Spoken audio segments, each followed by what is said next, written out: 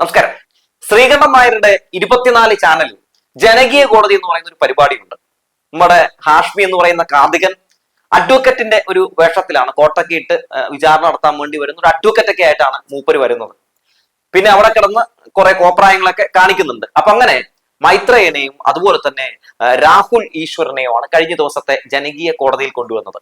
മൈത്രേയനെ അങ്ങ് അടിച്ചിരുത്തി കയ്യടി നേടാമെന്ന് വിചാരിച്ചതാണ്. അവസാനം ഹാഷ്മി 8 നിലയിൽ പെട്ട് അവസാനം ഏറി കയറിയിട്ടുണ്ട്. രാഹുൽ ഈശ്വർ എന്ന് പറയുന്ന മൂപ്പരും ആകെ നാണം കെട്ട് പൊതുസമൂഹത്തിന് മുമ്പിൽ മൊത്തത്തിൽ അപഹാസ്യനായി മാറിയിട്ടുണ്ട്. എന്തായാലും ആ ജനകീയ കോടതി കണ്ട് മുരളി തുമ്മാരുകൂടി അദ്ദേഹത്തിന്റെ FB-യിൽ കുറിച്ച പോസ്റ്റ് ഞാനൊന്ന് വായിക്കാൻ കേട്ടോ. പോസ്റ്റ് ഇങ്ങനെയാണ്: മൈത്രേയന്റെ വിചാരണ. ശതകോടി കാലങ്ങളായി നിലവിലുള്ള ലോകം, അതിൽ ഒരു 2 ലക്ഷത്തിൽ പരം പാരമ്പര്യമുള്ള മനുഷ്യകുലം, ആയിരക്കണക്കിന് വർഷങ്ങളായി അറിയുന്ന ചരിത്രം, മനുഷ്യൻ വരയ്ക്കുന്ന അതിർത്തികൾ, മനുഷ്യനുണ്ടാക്കുന്ന നിയമങ്ങൾ, ഈ ചരിത്രമൊക്കെ പഠിക്കുകയും ഇന്നത്തെ അതിർത്തികളെല്ലാം നാളെ ഇല്ലാതാകുമെന്നും ഒരു തലമുറയിലെ കർശന നിയമങ്ങളെല്ലാം അടുത്ത തലമുറയിലെ ആളുകൾ എത്ര അസംബന്ധമായിരുന്നുവെന്ന് ചിന്തിക്കുകയും ചെയ്യുന്ന ഒരു ലോകത്തെ പറ്റി അറിയുന്ന ഒരാൾ പ്രതിക്കൂട്ടിൽ. അന്നന്ന് പകലുണ്ടാകുന്ന വിഷയങ്ങളെ പൊലിപ്പിച്ചെടുത്ത് ചർച്ച നയിച്ച് പരിചയമുള്ള ഒരാൾ ചോദ്യം ചോദിക്കാൻ വക്കീൽ റോളിൽ. രണ്ടുപേരും 2 ലോകത്താണ്. അതുകൊണ്ട് തന്നെ ചർച്ചയിൽ ഒച്ചയാണ് ഉണ്ടാകുന്നത്, വെളിച്ചമല്ല.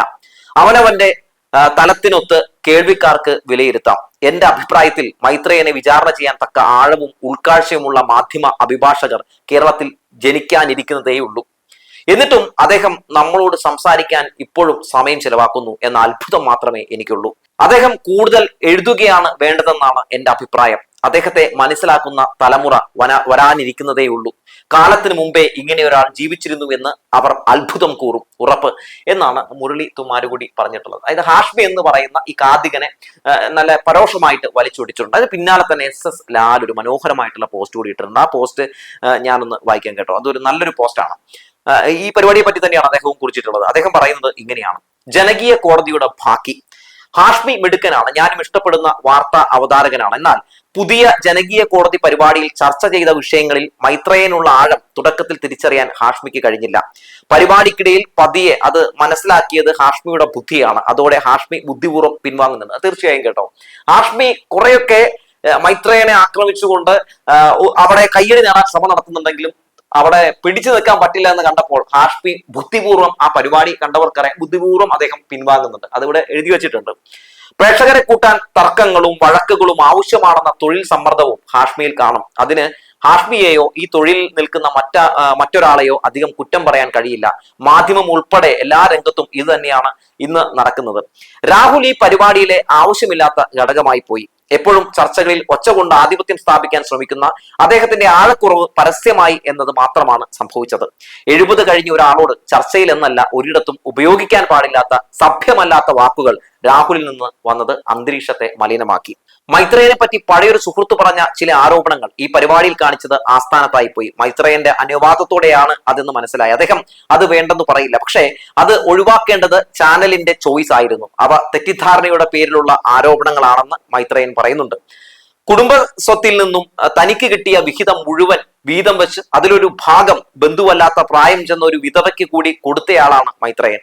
അദ്ദേഹത്തിന് പണം വേണ്ട.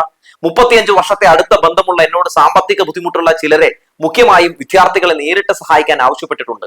ഞാനത് ചെയ്തിട്ടുമുണ്ട്. സ്വന്തം ആവശ്യത്തിനായി എന്നോട് ഇതുവരെ 1 രൂപ പോലും ചോദിച്ചിട്ടില്ല. ചോദിക്കാനുള്ള സ്വാതന്ത്ര്യവും അടുപ്പവും ഉണ്ടായിരുന്നിട്ടും. MBBS അവസാന വർഷം പഠിക്കുമ്പോഴാണ് ഞാൻ മൈത്രേയനെ പരിചയപ്പെട്ടത്. ഞങ്ങൾ രാഷ്ട്രീയമായി വിരുദ്ധ ചേരിയിൽ ആയിരുന്നു. പരിചയത്തിനും തുടർ സൗഹൃദത്തിനും അത് പ്രശ്നമായില്ല.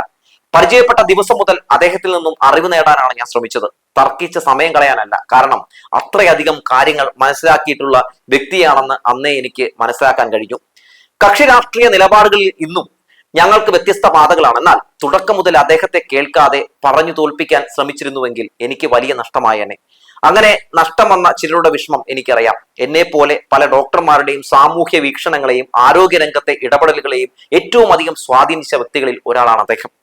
മൈത്രേയൻ പറയുന്നതും ചെയ്യുന്നതും 100% അനുകരിക്കാൻ എനിക്കുൾപ്പെടെ കഴിഞ്ഞിട്ടില്ല. അതിന് കാരണം പലപ്പോഴും നമ്മുടെ ധൈര്യക്കുറവാണ്. നമുക്ക് അദ്ദേഹത്തിനൊപ്പം നിൽക്കാൻ കഴിയാത്ത സാഹചര്യങ്ങളിൽ നമ്മളോട് മാറിക്കൊള്ളാൻ മൈത്രേയൻ തന്നെ പറയും. എന്നിട്ട് ഒറ്റയ്ക്ക് പറയും, ആ പോര് വിജയിക്കുമ്പോൾ നമ്മൾ ഉൾപ്പെടെ അതിന്റെ ആനുകൂല്യം അനുഭവിക്കുമെന്നതും സത്യമാണ്. മൈത്രേയൻ പറയുന്നത് മനസ്സിലാകണമെങ്കിൽ ഒരുപാട് പുതിയ പുസ്തകങ്ങൾ കൂടി നമ്മൾ വായിക്കണം. അല്ലെങ്കിൽ അദ്ദേഹം പറയുന്നത് ധാരാളമായി കേൾക്കണം. രണ്ടുമുണ്ടെങ്കിൽ ഏറ്റവും ഉത്തമം. രണ്ടുമില്ലെങ്കിൽ അദ്ദേഹത്തെ തെറിവിളിക്കാനേ കഴിയൂ. നമ്മൾ പൊതുവെ ശരികൾ മാത്രം പറയും, എന്നിട്ട് നമ്മുടെ ആവശ്യത്തിന് തെറ്റുകൾ ചെയ്യും. മൈത്രേയൻ പറയുന്നതും ചെയ്യുന്നതും ഒന്നാണ്. ചെയ്യാൻ കഴിയുന്നത് മാത്രം പറയും, പറയുന്നത് ചെയ്യും, കാപട്യങ്ങളില്ല. മനുഷ്യന്റെ പരിണാമത്തെ പറ്റിയും ജൈവ സ്വഭാവങ്ങളെ പറ്റിയും പറയുമ്പോഴും മൈത്രേയനെ നമ്മളിൽ പലരും തെറ്റിദ്ധരിക്കുന്നു. അദ്ദേഹത്തിന്റെ പ്രഭാഷണങ്ങൾ ലൈംഗിക അരാജകത്വം സൃഷ്ടിക്കുന്നുവെന്ന് പറയുന്നവർ അദ്ദേഹം പറയുന്ന വാക്കുകളിൽ ഉടക്കി നിന്ന് പോകുന്നവരാണ്, ആശയം മനസ്സിലാകാതെ. മനുഷ്യാവകാശം തന്നെ അപൂർവമായി ചർച്ച ചെയ്യപ്പെട്ടിരുന്ന കാലത്ത് ലൈംഗിക തൊഴിലാളികളുടെ മനുഷ്യാവകാശത്തിന് വേണ്ടി സംസാരിച്ച, അവരെ കൊണ്ട് സംഘടനയുണ്ടാക്കിച്ച മനുഷ്യ സ്നേഹിയാണ് മൈത്രേയൻ. ട്രാൻസ്ജെൻഡർ സഹോദരങ്ങളെ സംരക്ഷിക്കുന്ന നിയമങ്ങൾ ഉണ്ടാക്കുന്നതിന് പിന്നിൽ മൈത്രേയന്റെ വലിയ ശ്രമങ്ങൾ ഉണ്ടായിരുന്നു. മൈത്രേയന് ആരെയും ബഹുമാനമില്ലെന്നും പുച്ഛമാണെന്നും കരുതുന്നവരുണ്ട്. അദ്ദേഹത്തിന് ശാസ്ത്ര വിരുദ്ധതയോടാണ് ബഹുമാനമില്ലാത്തത്, മണ്ടത്തരങ്ങളോടാണ് പുച്ഛം. ഇവ വഹിക്കുന്ന മനുഷ്യരോടല്ല. അദ്ദേഹത്തോട് നേരിട്ട് ഇടപെട്ടാൽ അത് മനസ്സിലാകും. എതിർക്കുന്നവരെയും അദ്ദേഹം വ്യക്തിപരമായി സഹായിക്കും. HIV രോഗം നിയന്ത്രിക്കാൻ മരുന്നുകളില്ലാത്ത കാലത്ത് സകലരാലും ഉപേക്ഷിക്കപ്പെട്ട ഒരു എയ്ഡ്സ് രോഗിക്ക് മരണം വരെ മാസങ്ങൾ കൂട്ടിരുന്നയാളാണ് മൈത്രേയൻ. സകലതും ഉപേക്ഷിച്ച് ആരും അറിയാതെ മൈത്രേയൻ ഇങ്ങനെ സഹായിച്ച നൂറുകണക്കിന് മനുഷ്യരുണ്ട്, ഒരു പരസ്യവുമില്ലാതെ. ഞാൻ ആവർത്തിക്കുന്നു, ഒരു വലിയ മനുഷ്യ സ്നേഹിയാണ് മൈത്രേയൻ. മൈത്രേയൻ പറയുന്ന വിഷയങ്ങളുടെ മാനവും അർത്ഥതലങ്ങളും മനസ്സിലാക്കാതെ സമൂഹ മാധ്യമങ്ങളിൽ അദ്ദേഹത്തിന്റെ അഭിപ്രായങ്ങൾക്ക് താഴെ വന്ന അസഭ്യങ്ങൾ എഴുതുന്നവരോട് സഹതാപം തോന്നിയിട്ടുണ്ട്. നമുക്കിടയിലെ ഇത്രയും വലിയൊരു മനുഷ്യനെ അധിക്ഷേപിക്കുന്നത് കാണുമ്പോൾ വേദനയും. മറ്റു നാട്ടുകാർ മലയാളിയുടെ ഭാഷാ നൈപുണ്യം അറിയുന്നതിലെ നാണക്കേട് വേറെ. മൈത്രേയൻ പണി ചെയ്യാതെ ജീവിക്കുന്നുവെന്ന് പറയുന്നവരെ കാണുന്നുണ്ട്. അദ്ദേഹത്തെ ആവശ്യമുള്ളവർ ധാരാളം ഈ നാട്ടിലുണ്ട്. അവർ അദ്ദേഹത്തെ അവരുടെ സ്ഥലങ്ങളിലേക്ക് ക്ഷണിച്ച് അവർക്കുള്ള ഇടങ്ങളിൽ താമസിപ്പിച്ചും അവർക്ക് നൽകാവുന്ന ഭക്ഷണം നൽകിയും സ്നേഹിക്കുന്നു.